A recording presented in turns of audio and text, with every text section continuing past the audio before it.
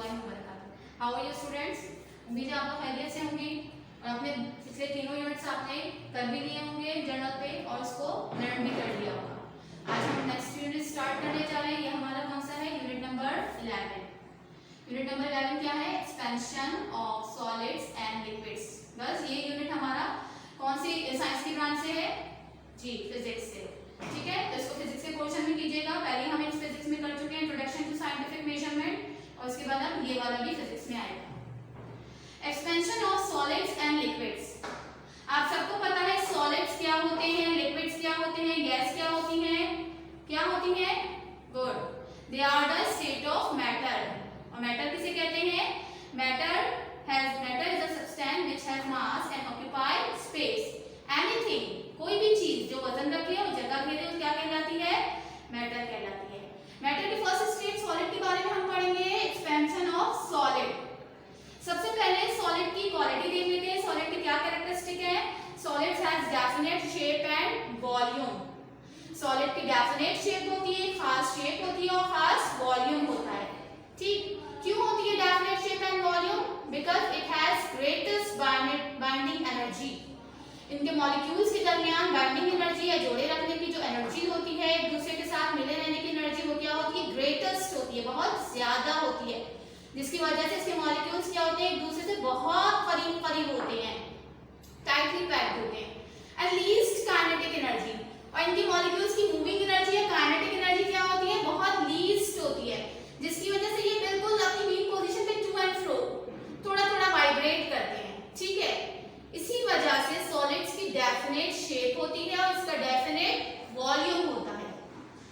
अब हो क्या, किस तरह से एक्सपेंशन होती है सॉलिड के अंदर? Expanding solid substances expand on heated, यानी सॉलिड्स के जितने भी सब्सटेंसेस होते हैं वो क्या होते हैं? एक्सपैंड होते हैं, फैलते हैं व्हेन हीटेड, जब उनको क्या किया जाता है? हीट किया जाता है। यहीं पर देख लेते हैं। अब हम इसको क्या करें? सॉलिड को हीट करें। बिफोर हीटिंग ये इस तरह से है, ठीक है, मॉलिक्यूल्स एक दूसरे से करीब करीब है। जब हम इसको हीट करेंगे तो क्या होगा? इसका जो है वो इसका शेप चेंज होगी, इसका वॉल्यूम भी थोड़ा सा क्या हो जाएगा? इंक्रीज हो जाएगा। आफ्टर हीटिंग आप देख रहे हैं कि क्या हो गया? थोड़ा सा एक्सपैंड हो गया है। क्यों एक्सपैंड हुआ है?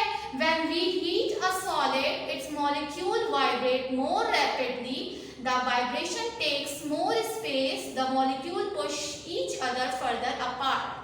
किस तरह से एक्सपेंशन हुई कि जब हमने इसको हीट किया तो इसके मॉलिक्यूल्स और तेजी से वाइब्रेट करने लगे, आगे पीछे मूव करने लगे, और ये मूवमेंट क्या होती है? ये मूवमेंट मॉलिक्यूल्स के एक दूसरे से थोड़ा थोड़ा क्या कर देती है?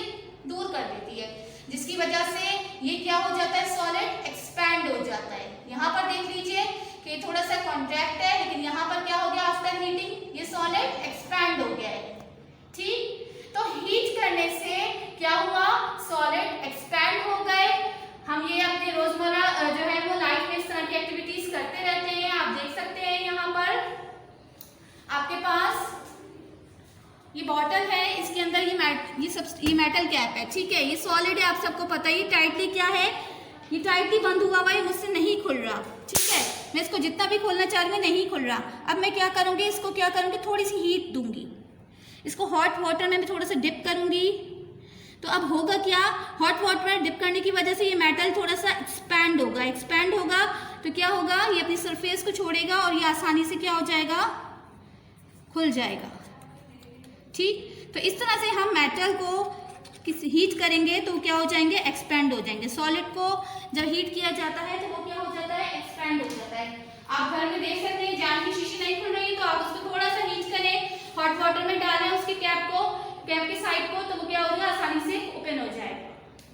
अब तमाम सॉलिड्स एक जैसे एक्सपैंड नहीं होते एट सेम टेम्परेचर। कोई सॉलिड ज्यादा एक्सपैंड होता है, अगर उसको वही टेम्परेचर मिल रहा है। कोई सॉलिड क्या हो जाता है? कम एक्सपैंड होता है। ये यहाँ देख लेते हैं हम। When rod of a different substances are heated through the same range of temperature, their expansion are not equal. यानी आपने सॉलिड सब्सटेंसेस की डिफरेंट रॉड्स ली हैं, ठीक है? Brass, steel, aluminium, invar, Pyrex, ये सारे सॉलिड्स हैं। ठीक है, इनवार स्टील और निकल को मिलकर बनाया जाता है। ये सारे सॉलिड सब्सटेंसेस हैं। अब इनको सेम टेम्परेचर रेंज पर हम हीट एनर्जी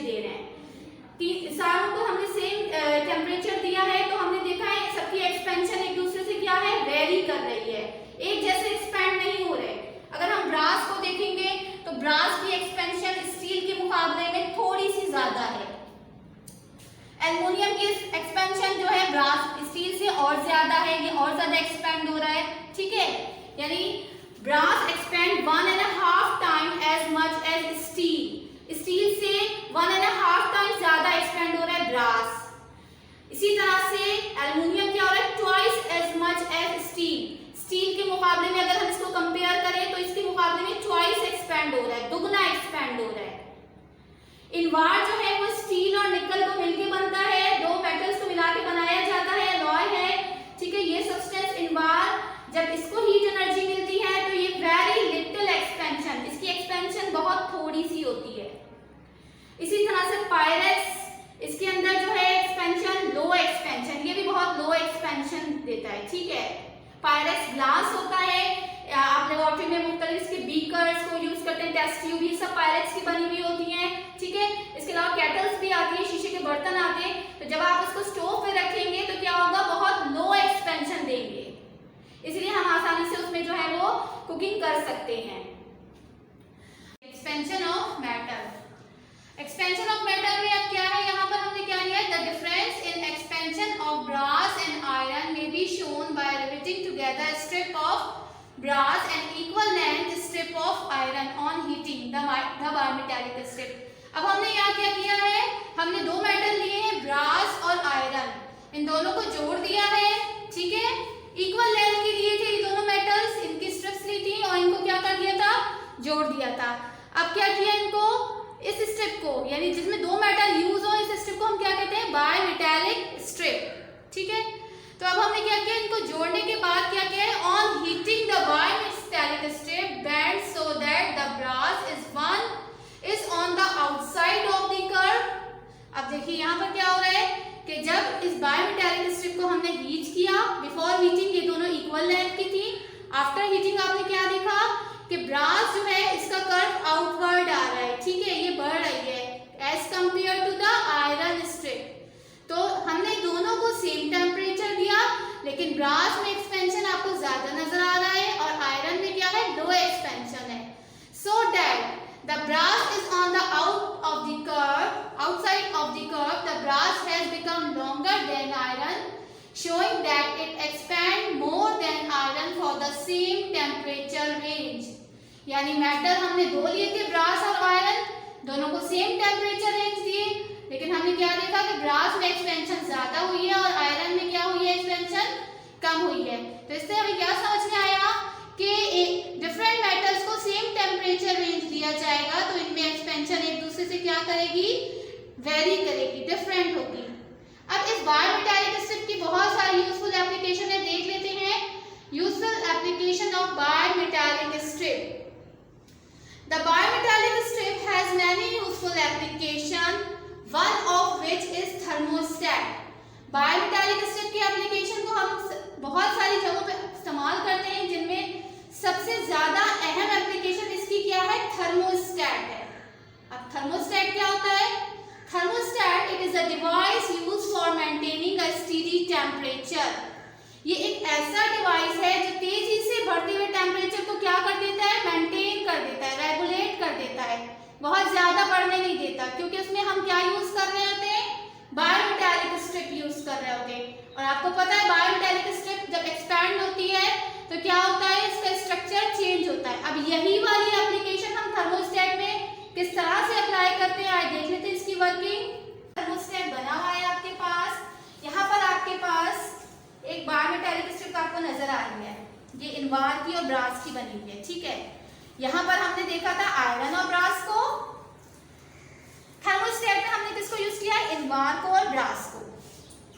ये बायमेटालिक स्ट्रिप है, ये स्टील की फ्री स्ट्रिप लगी हुई है यहाँ पर, ठीक, ये इन दोनों के दरमियान कांटेक्ट है, ये और ये।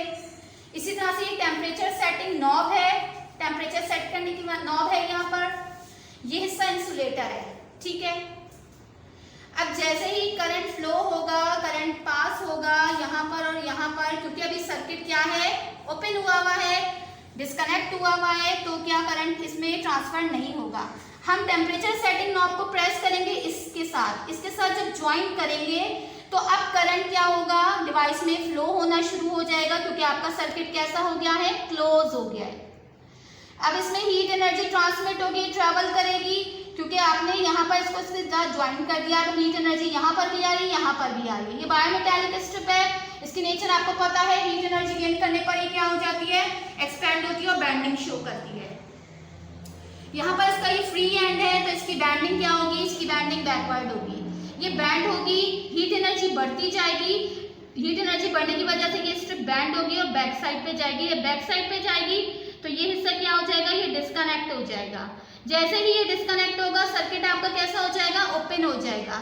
ये डिवाइस अगर जो है वो बहुत ज़्यादा हीट एनर्जी ले रहा होगा तो हीट एनर्जी इसमें क्या हो जाएगी, मेंटेन हो जाएगी, रेगुलेट हो जाएगी सर्किट ओपन होने की वजह से, और डिवाइस आपका क्या होगा, डिवाइस खराब होने से बच जाएगा। जैसे ही ये ठंडी होगी, ये स्ट्रिप ठंडी होगी तो दोबारा एक्चुअल पोजीशन पर आ जाएगी, इसकी बैंडिंग खत्म हो जाएगी, फिर से स्ट्रेट हो जाएगी, और जब ये स्ट्रेट होगी तो ये दोनों एक दूसरे से क्या होंगे, कनेक्ट होंगे। फिर आपका सर्किट कैसा हो जाएगा, क्लोज हो जाएगा, फिर हीट एनर्जी ट्रेवल करेगी और फिर इसमें एक्सपेंशन होगी, फिर ये बैंडिंग शो करेगी, ये डिटैच होगी, फिर सर्किट आपका क्या हो जाएगा, ओपन हो जाएगा। तो इस तरह से थर्मोस्टेट में हम बायोमेटालिक स्ट्रिप को इस्तेमाल करते हैं, जो क्या करती है, एक्सपैंड होने पे सर्किट ओपन कर देती है और कॉन्ट्रैक्ट होने पे सर्किट क्या कर देती है, क्लोज कर देती है।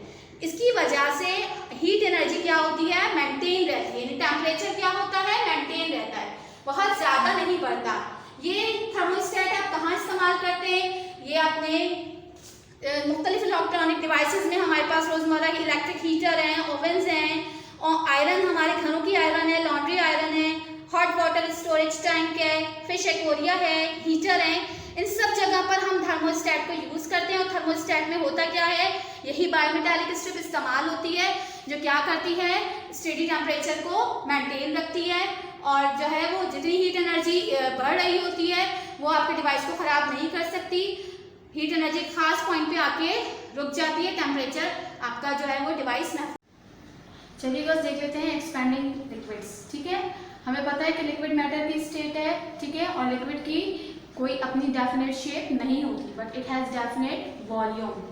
डेफिनेट शेप क्यों नहीं होती, क्योंकि इसके मॉलिक्यूल्स की जो है वो काइनेटिक एनर्जी मोर होती है और बाइंडिंग एनर्जी क्या होती है, सॉलिड्स के मुकाबले में लेस होती है। ठीक है, तो इस वजह से लिक्विड की अपनी कोई डेफिनेट शेप नहीं होती, but it has definite volume. अब देखते हैं कि लिक्विड किस तरह से एक्सपैंड होते हैं। Expanding liquid, most liquid expands when heated and they expand much more than solids. यानी ज़्यादातर लिक्विड एक्सपैंड होते हैं जब उनको क्या मिलती है, हीट एनर्जी मिलती है, और सॉलिड के मुकाबले में ये ज़्यादा एक्सपैंड होते हैं। ठीक है, तो क्यों एक्सपैंड होते हैं सॉलिड के मुकाबले में ज़्यादा, क्योंकि इनकी काइनेटिक एनर्जी सॉलिड के मुकाबले में ज़्यादा होती है और बाइंडिंग फोर्स क्या होती है, सॉलिड के मुकाबले में कम होती है। इसी वजह से जब लिक्विड को हीट किया जाता है तो इनकी बाइंडिंग एनर्जी और डिक्रीज होती है। क्यों डिक्रीज होती है, क्योंकि इनकी काइनेटिक एनर्जी और मूविंग एनर्जी क्या हो जाती है, बढ़ जाती है। तो लिक्विड क्या होते हैं, एक्सपैंड होते हैं और स्प्रेड हो जाते हैं, यानी फैल जाते हैं, एक्सपैंड हो जाते हैं। इनकी काइनेटिक एनर्जी बहुत ज़्यादा इंक्रीज हो जाती है और बाइंडिंग एनर्जी क्या हो जाती है, डिक्रीज हो जाती है।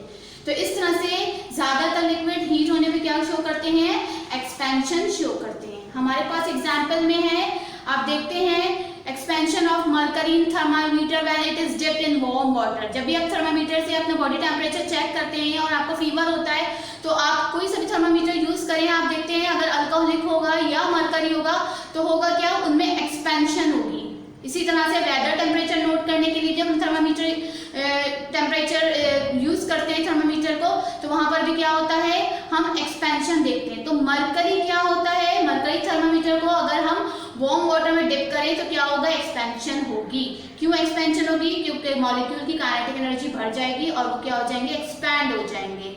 आइए देख लेते हैं इस एक्टिविटी को।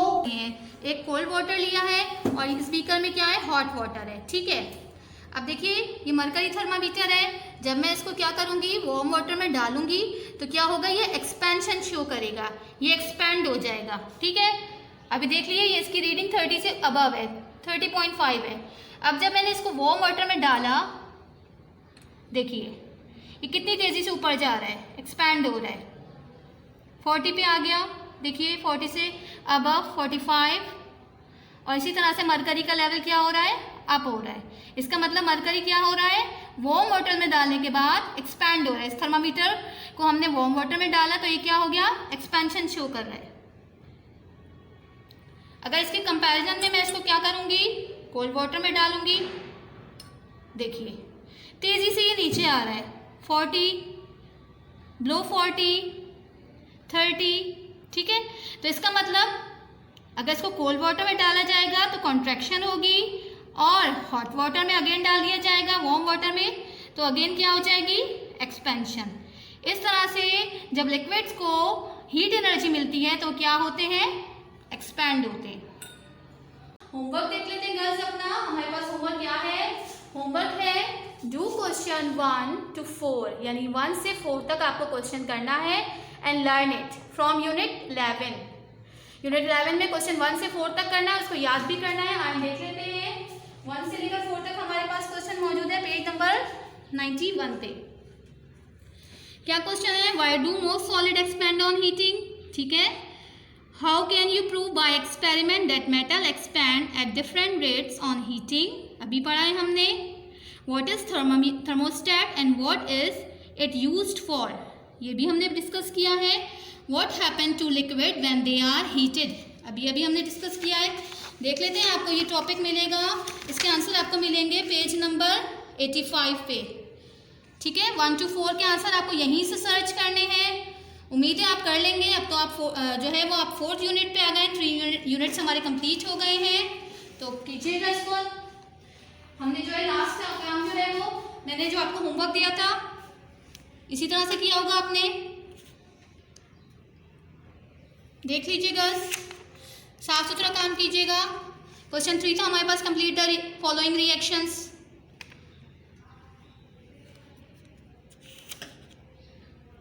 इसी तरह से हमारे पास नेक्स्ट क्वेश्चन क्या था, इंडिकेटर का क्वेश्चन था, साथ में टेबल भी बनाना था, to show some indicators and their colour in acid and alkalis.